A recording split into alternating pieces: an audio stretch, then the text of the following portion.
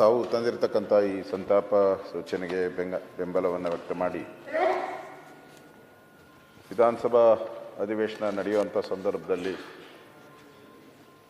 ಅದು ಈ ಅಧಿವೇಶನಕ್ಕೆ ಸಂಬಂಧಪಟ್ಟಂತೆ ಮೊನ್ನೆ ತಾನೇ ನಾವು ಮೇಟಿ ಅವ್ರದ್ದು ಸಂತಾಪ ಸೂಚನೆಯನ್ನು ಮಾಡಿದ್ದಾರೆ. ಅವರು ಸಿಟ್ಟಿಂಗ್ ಮೆಂಬರು. ಇವರು ಶಾಮನೂರು ಶಿವಶಂಕರಪ್ಪನವರು ಅಷ್ಟೇ.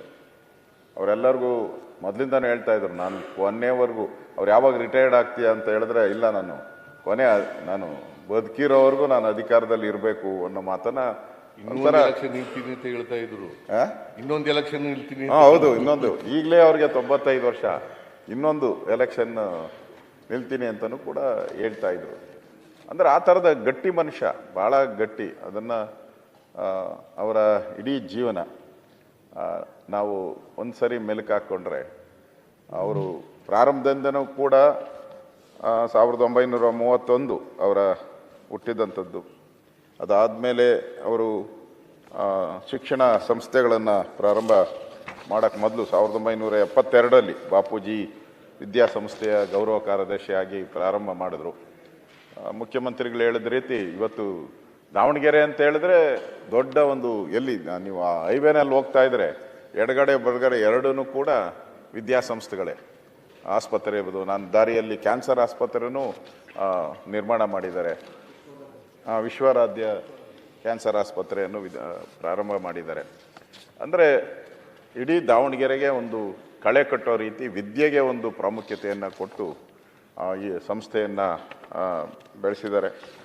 ನಗರಸಭಾ ಸದಸ್ಯರಾಗಿ, ಅಧ್ಯಕ್ಷರಾಗಿ, ಶಾಸಕರಾಗಿ, ಮಂತ್ರಿಯಾಗಿ, ಅದು ಸಿದ್ದರಾಮಯ್ಯನವ್ರ ನೇತೃತ್ವ ಸರ್ಕಾರದಲ್ಲಿ ತೋಟಗಾರಿಕೆ APMC ಸಚಿವರಾಗಿಯೂ ಕೂಡ ಕೆಲಸ ಮಾಡಿದ್ದಾರೆ. ಸೊ ತೋಟಗಾರಿಕೆ ಅವರು ಬಸವರಾಜ ಬೊಮ್ಮಾಯಿಯವರಿದ್ದಾಗಂತೂ, ಅವರು ಮುಖ್ಯಮಂತ್ರಿ ಆಗಿದ್ದಾಗ ವಾರಕ್ಕೊಂದು 4 ಸರಿ ಅಲ್ಲಿ ಅವರ ಆಫೀಸಲ್ಲಿ ಇರೇ ಇರೋರು. ನಾನು ನೋಡೇನಲ್ಲ, ಬಂದಾಗ ಹೋಗಿ ಅಲ್ಲಿ ಕೂತಿರೋರು. ನಾನು ಬೊಮ್ಮಾಯಿಯವರ ಹತ್ರ ಹೋಗ್ತಾ ಇದ್ದೆ, ಅವರು ಗ್ಯಾರಂಟಿ ಅಲ್ಲಿ ಇರೋರು. ಅಂದರೆ ಕ್ಷೇತ್ರದ ಕೆಲಸ, ಸಮಾಜದ ಕೆಲಸ, ಮತ್ತು ಭಾಳ ನಿಷ್ಠೂರವಾಗಿ ಮಾತಾಡ್ತಾ ಇದ್ರು. ಅವರು ವೀರಶೈವ ಮಹಾಸಭಾದ ಏನಾದರೂ ಪ್ರಶ್ನೆಗಳು ಬಂದಾಗ ಧೈರ್ಯವಾಗಿ ಹೇಳ್ತಾ ಇದ್ರು, ಧೈರ್ಯವಾಗಿ ಅರಸ್ಕೊತಾ ಇದ್ರು. ಇವ್ರು ಹೇಳಿ ಸ್ಟೇಟ್ಮೆಂಟ್ಗೆ ಯಾರು ವಿರುದ್ಧ ಹೇಳೋಕ್ಕಾಗಲ್ಲ. ಆ ಥರದ ಒಂದು ಸೀನಿಯಾರಿಟಿ, ಆ ಸಮಾಜಕ್ಕೆ ಮಾಡಿದಂಥ ಸೇವೆ ಆಧಾರದಲ್ಲಿ ಯಾರು ಕೂಡ ಇವರಿಗೆ ಪ್ರತಿರೋಧ ಹೇಳುವಂಥ ಪರಿಸ್ಥಿತಿ ಇರ್ತಿಲ್ಲ. ಆ ಥರದೊಂದು ಸ್ಟೇಚರ್, ಇದೇನು ಒಂದೇ ದಿನಕ್ಕೆ ಸ್ಟೇಚರ್ ಕ್ರಿಯೇಟ್ ಆಗಲ್ಲ, ಒಂದೇ ದಿನಕ್ಕೆ ದೊಡ್ಡ ವ್ಯಕ್ತಿ ಆಗಕ್ಕೆ ಸಾಧ್ಯ ಇಲ್ಲ. ನಿರಂತರವಾಗಿ ಆ ಸಮಾಜದ ಕೆಲಸ ಮಾಡಿದಾಗ ನ್ಯಾಚುರಲ್ಲಾಗಿ ಸಿಗುವಂಥ ಒಂದು ಗೌರವ ಅವರಿಗೆ ಸಿಕ್ಕಿತ್ತು. ಅವರು ಲೋಕಸಭಾ ಸದಸ್ಯರಾಗಿಯೂ ಆಯ್ಕೆ ಆಗಿದ್ದರು. ಅವರು ತೀರೋದು ನೆನ್ನೆ ನಾನು ಫ್ಲೈಟಲ್ಲಿ ಬಂದು ಇಳಿಬೇಕಾದ್ರೆ ಸಮಾಚಾರ ಬಂತು ನನಗೆ. ಬೆಳಗಾವಿಯಲ್ಲಿ ಇಳಿದಾಗ ಒಂಥ ಹಿರಿಯ ರಾಜ, ದೇಶದಲ್ಲೇ ಇವರಷ್ಟು ಹಿರಿಯರು ಯಾರೂ ಇಲ್ಲ ಅಂತ ಪತ್ರಿಕೆಯಲ್ಲಿ ಬಂದಿತ್ತು. ಇವರೇ ಸೀನಿಯರ್ ಮೋಸ್ಟ್ MLA ಅನ್ನೋ ರೀತಿ. ಅವರು ಇವತ್ತು ನಮ್ಮನ್ನು ಅಗಲಿದ್ದಾರೆ.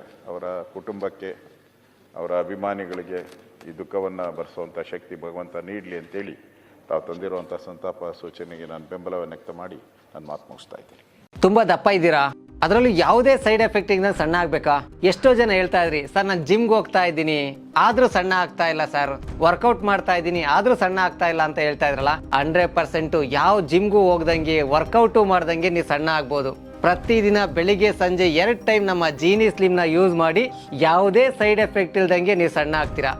ಯಾಕೆಂದ್ರೆ ಜೀನಿ ಸ್ಲಿಮ್ಮು ಒಂದು ಉತ್ತಮ ಆಹಾರ. ಯಾರಾಗ್ತಾರೆ MLA ಅಭ್ಯರ್ಥಿ 2028 ಶೀಘ್ರದಲ್ಲೇ. ಪ್ರತಿದಿನ ಒಂದೊಂದು ಕ್ಷೇತ್ರದ ಟಿಕೆಟ್ ಆಕಾಂಕ್ಷಿಗಳ ಸಂಪೂರ್ಣ ಮಾಹಿತಿ ಪೊಲಿಟಿಕಲ್ ಜರ್ನಲಿಸ್ಟ್ KM ಶಿವಕುಮಾರ್ ಅವರಿಂದ. ಕರ್ನಾಟಕದ ನಂಬರ್ 1 ಡಿಜಿಟಲ್ ಮೀಡಿಯಾ ನಿಮ್ಮ ನೆಚ್ಚಿನ ಕರ್ನಾಟಕ ಟಿವಿಯಲ್ಲಿ ಮಾತ್ರ.